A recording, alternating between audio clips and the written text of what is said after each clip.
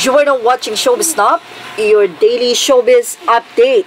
Hatid naman tayo ng panahon mula sa Showbiz Update. Ano nga ba ang balita ng Pag-asa sa bagong namuong bagyo at ngayon ay super typhoon na si Bagyong Goring? Yes, mula nga sa Pag-asa, inire-remind nila, lalong-lalo na sa mga estudyante o mga papasok sa opisina dahil namuunang ang bagyo, ito si Bagyong Goring. Kaya naman pinapaalalahanan ang publiko, lalong-lalo na sa mga estudyante na magdala ito ng payong o kaya naman ay kapote dahil mukhang uulanin ang kanilang pagpasok sa eskwelahan. Ayon kasi sa Philippine Atmospheric, Geophysical and Astronomical Services Administration or Pag-asa, tatlong sama ng panahon ang kasalukuyan ngayong binabantayan nila. Ito ang Bagyong Goring at Southwest Monsoon o ang hanging habagat na umiiral sa bansa. Pati na rin ang Low Pressure Area or LPA na nasa labas ng ating teritoryo. Sa press briefing ng Pag-asa ngayong araw, August 27, sinabi ng Pag-asa na isa ng ganap na super typhoon at nagbabadya na nga itong lumapit sa kalupaan.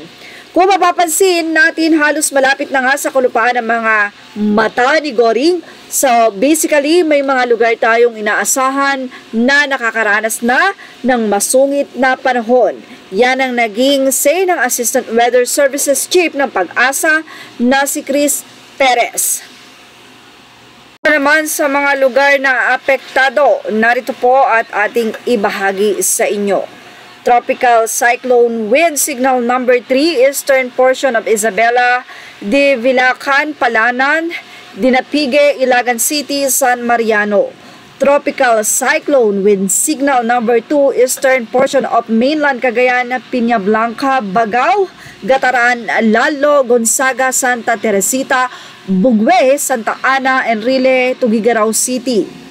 Tropical Cyclone Wind Signal Number 1, Batanes, the rest of Cagayan including Babuyan Islands, the rest of Aurora, the rest of Quirino, the rest of Isabela, Apayao, Nueva Vizcaya, Ifugao Mountain Province, Kalinga, Abra.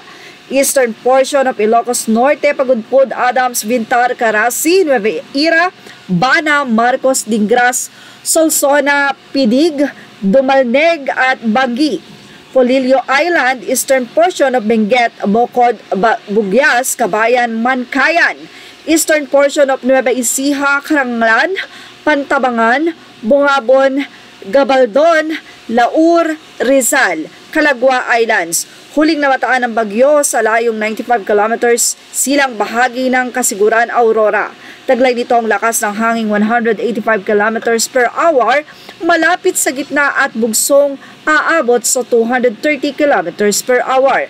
Kasalukuyan ngayong kumikilos ang bagyo sa bilis na 10 kilometro per hour papunta sa timog.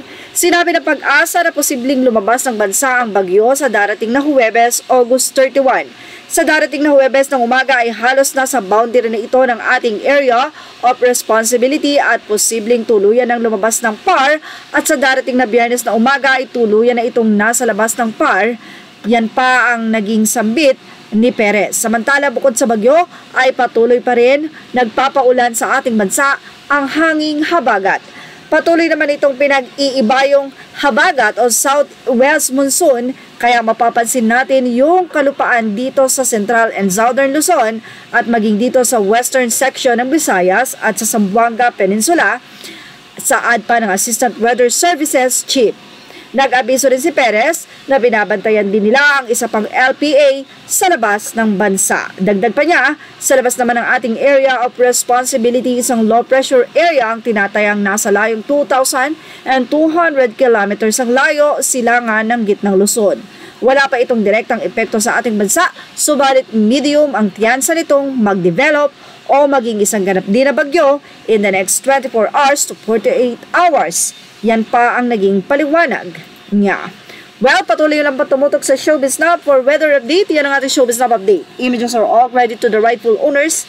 And thank you for watching Showbiz Snap.